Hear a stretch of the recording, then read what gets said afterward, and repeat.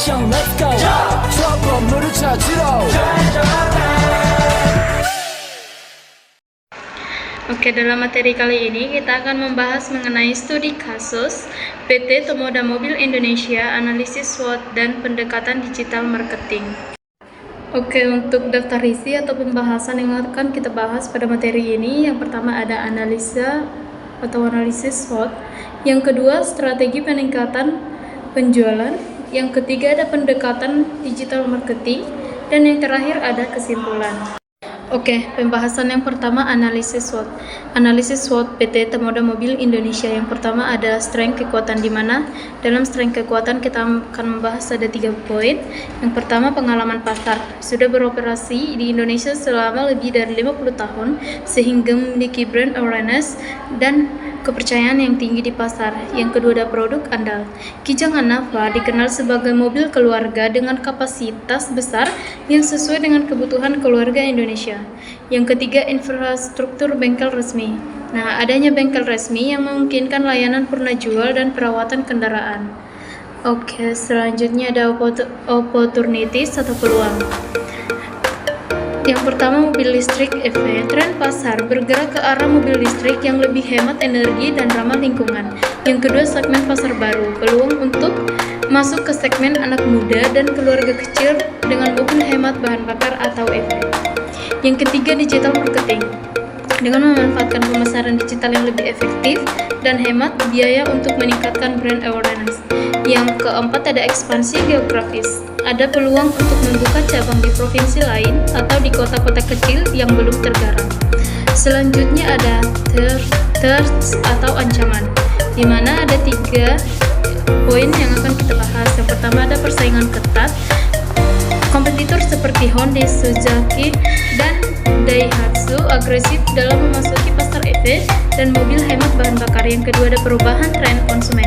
Konsumen semakin mencari kendaraan yang lebih hemat energi, ringan, dan ramah lingkungan. Dan yang terakhir ada penurunan pangsa pasar. Penurunan pangsa pasar dari tahun ke tahun karena ketidakmampuan bersaing dalam hal inovasi dan harga.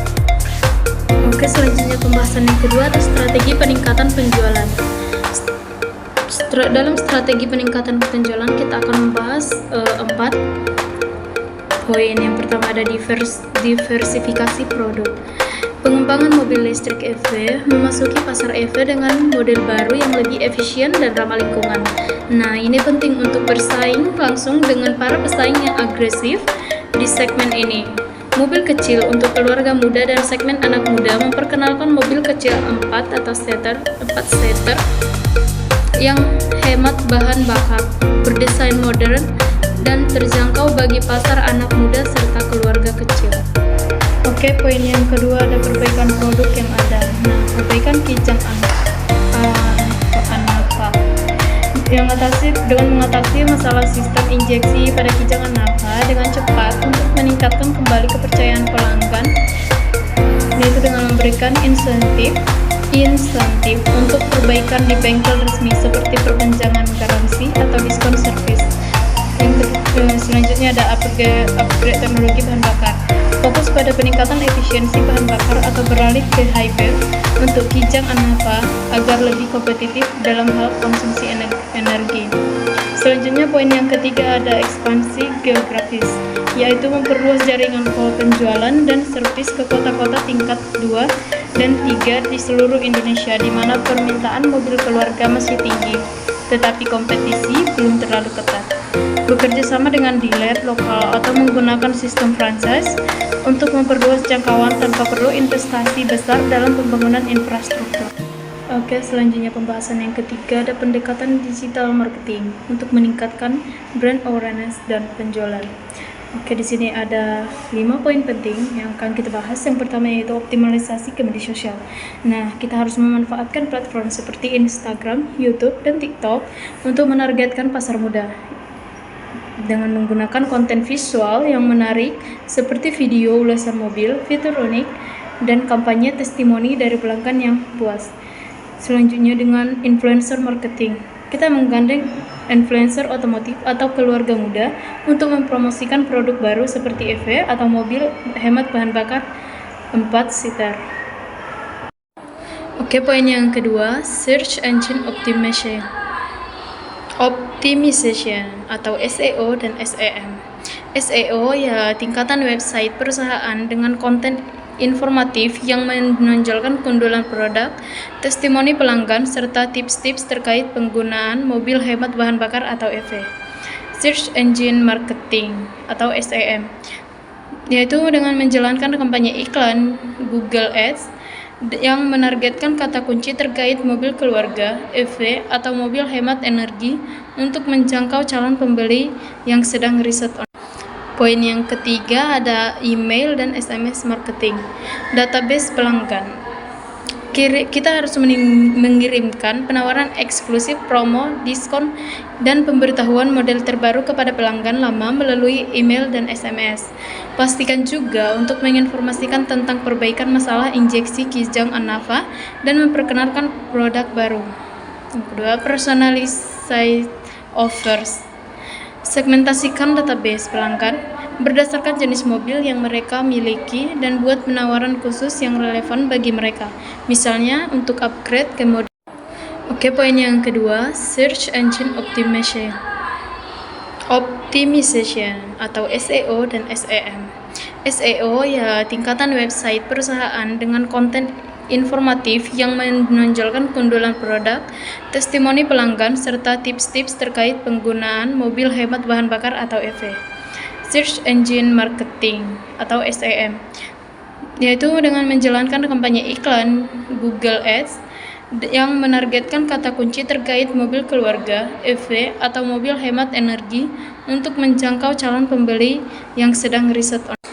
Oke, poin yang keempat adalah konten marketing dan edukasi. Artikel dan video edukasi. Nah, kita dapat membuat konten tentang kelebihan mobil listrik, manfaat jangka panjang, menggunakan kendaraan hemat bahan bakar, dan testimoni pelanggan yang telah beralih ke produk Tomoda. Posting di blog perusahaan dan selanjutnya dengan melakukan webinar dan event virtual, yaitu dengan menggelar event online tentang masa depan EV di Indonesia yang dapat dihadiri oleh calon pelanggan untuk mendengar langsung dari ahli otomotif dan pengguna EV Tomoda. Selanjutnya, poin yang kelima dan yang terakhir ialah Customer Relationship Management atau CRM. Dengan melakukan investasi dalam sistem CRM untuk memantau tingkat kepuasan pelanggan, merespon keluhan dengan cepat, dan memastikan loyalitas pelanggan melalui program penghargaan atau diskon servis. Nah, melalui strategi diversifikasi produk, perbaikan operasional, dan digital marketing yang terintegrasi, PT Tomoda Mobil Indonesia dapat meningkatkan brand awareness, memenangkan kembali pangsa pasar, dan memastikan pertumbuhan bisnis yang berkelanjutan. Oke, yang terakhir kesimpulan dari materi kita kali ini adalah PT Tomoda Mobil Indonesia menghadapi tantangan besar dengan penurunan pendapatan, pangsa pasar, dan loyalitas pelanggan akibat masalah produk serta persaingan yang semakin ketat, terutama dari para pesaing yang agresif di pasar mobil listrik atau EV dan mobil hemat bahan bakar. Untuk bertahan dan kembali tumbuh, perusahaan perlu melakukan perubahan mendasar baik dari isi produk, operasional maupun pemasaran. Strategi yang disarankan mencakup diversifikasi produk dengan mengembangkan mobil listrik dan mobil kecil hemat bahan bakar, memperbaiki produk andalan seperti Kijang Anava untuk memperbaiki kepercayaan, serta memperluas jaringan distribusi ke daerah-daerah yang belum tergarap. Selain itu, transformasi pemasaran dari metode tradisional ke digital marketing akan memberikan dampak positif terhadap meningkatkan brand awareness dan penjualan.